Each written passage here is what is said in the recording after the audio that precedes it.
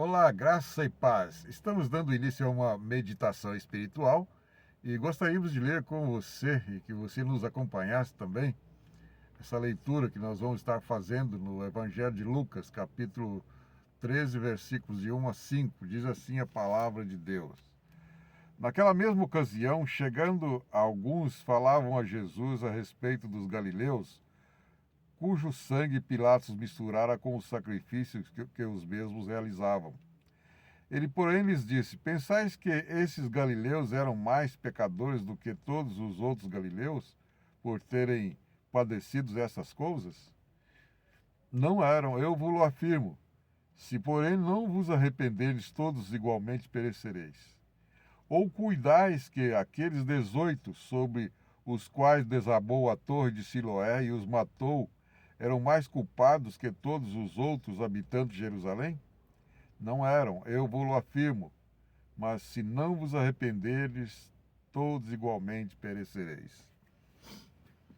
Nós deparamos com uma notícia, né, uma reportagem do Fantástico há um tempo atrás, aliás, no domingo, né, em que uma garota, uma jovem senhora foi esfolada, né, massacrada, né, vilipendiada até a morte lá no litoral, quando ela passava lá numa praça, né, ela passava num lugar errado na hora errada, né.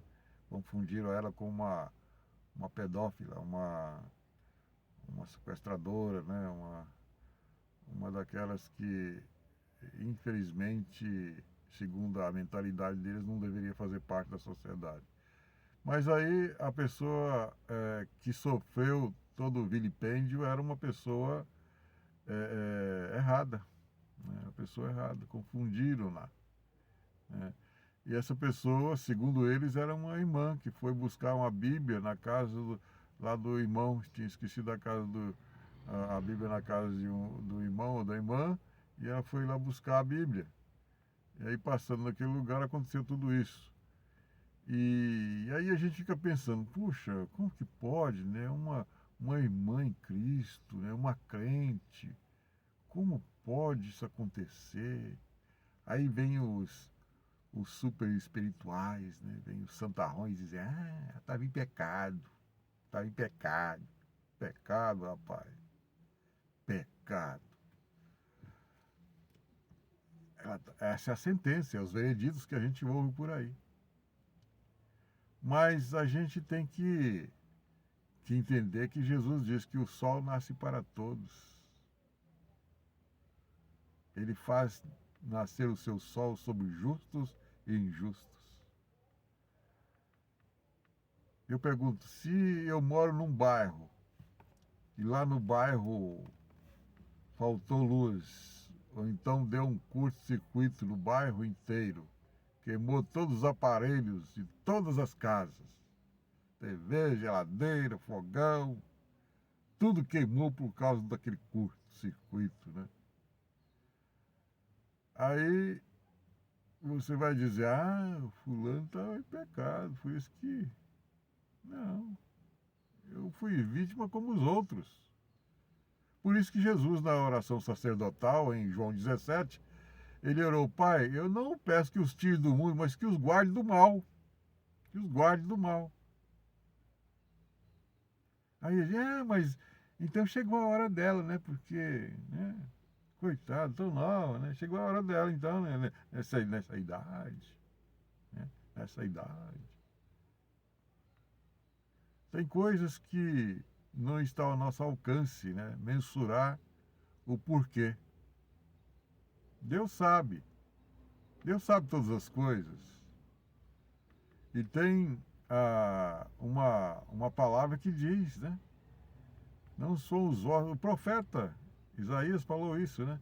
Não são os vossos caminhos os meus caminhos. Não são os vossos pensamentos os meus pensamentos. Então Deus tem uma forma de lidar com a situação que é bem diferente da nossa. O que Deus pensa de tudo é bem... O pensar de Deus é diferente do pensar nosso. Então nós não devemos ficar aí maquinando coisas, né? Mas que foi uma coisa chocante foi como foi essa do relato esses dois relatos aqui que Jesus conta, né? Que Jesus fala sobre eles.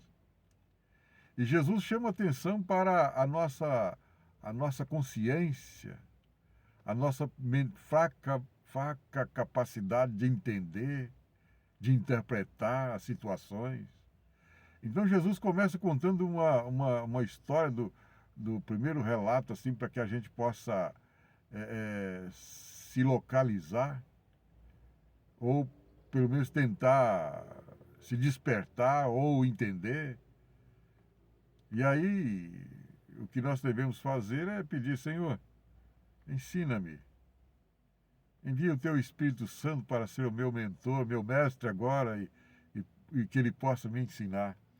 E então o versículo 1 aqui diz: naquela mesma ocasião, chegando alguns, falavam a Jesus a respeito dos galileus, cujo sangue Pilatos misturara com os sacrifícios que os mesmos realizavam.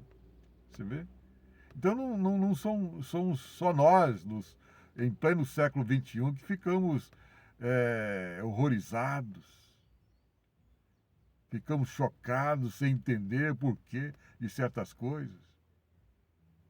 Igual a irmã que foi buscar a Bíblia, esses aqui, os galileus, eles tinham ido prestar uma adoração, tinham ido prestar um culto, e eles estavam lá sacrificando. Foi um momento de eles não estar nem aí com o Greenpeace da vida. Estava lá sacrificando a rolinha, a pomba, ou porque os mais pobres que tinham que sacrificar a pomba ou a rolinha, né?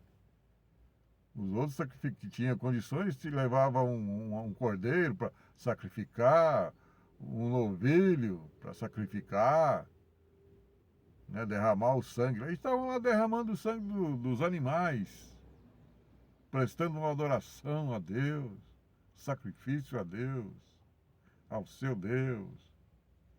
E aí de repente chega um adorador de outro Deus, um adorador de Satanás como Pilatos, né? Um servidor, um escravo de Satanás, né?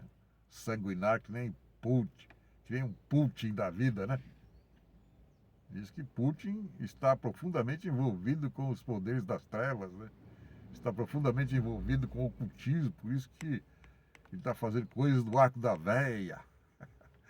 Coisas do arco da velha. Mas é chocante, né? É chocante o que ele está fazendo, mas ele está por um 3 aí, né? A casa está para cair pro lado dele, né? E vai cair, porque não há império que não seja derrubado. Nabucodonosor era um tipo assim, né? E tantos outros que eram tipo assim. Vamos imaginar a Somoza, aquele ditador, né? Lembra o fim que ele teve? E outros, né? Eu lembro de um ditador que foi sentenciado numa reunião que ele foi para prestar contas e naquela reunião ali arrancaram ele dali e já levaram para o paredão e fuzilaram. Era um ditador, um sanguinário, né? Um satanista dos infernos. Então o Pilatos fez isso. Era tão sanguinário quanto esses, né? Ele fez isso. Os coitados estavam lá sacrificando, adorando. Ele chega lá e degora todos eles. Tá parecendo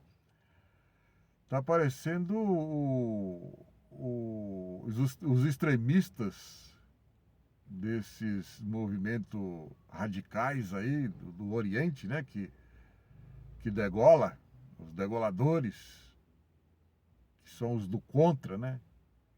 Esses caras são realmente possuídos, né? Que degola aqueles que não concordam com eles, não só os cristãos, mas outros também, né? Vão degolando.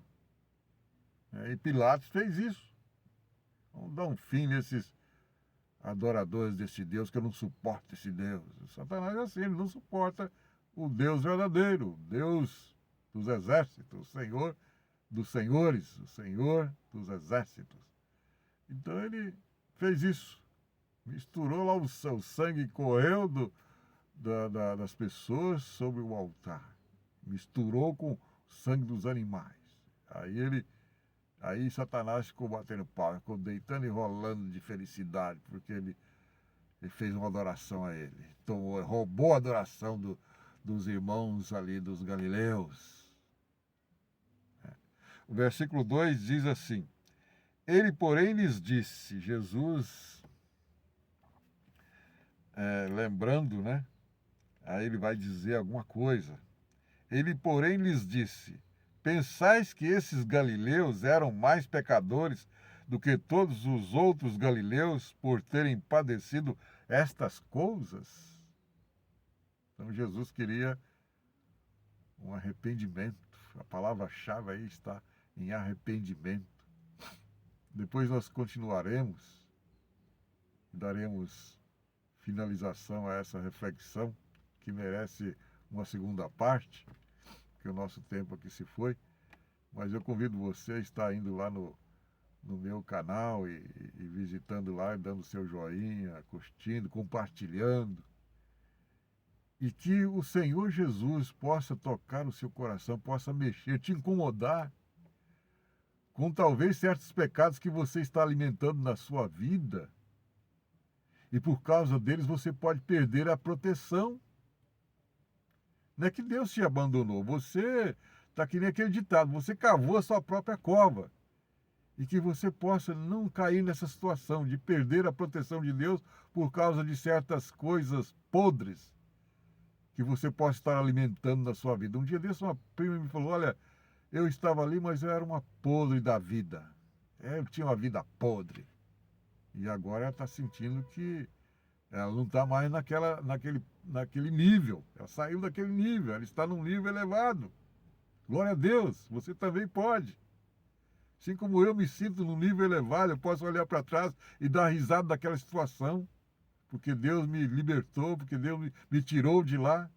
Né? Deus quer fazer isso também com você. Que Ele te ajude nesse sentido, em nome de Jesus. Amém.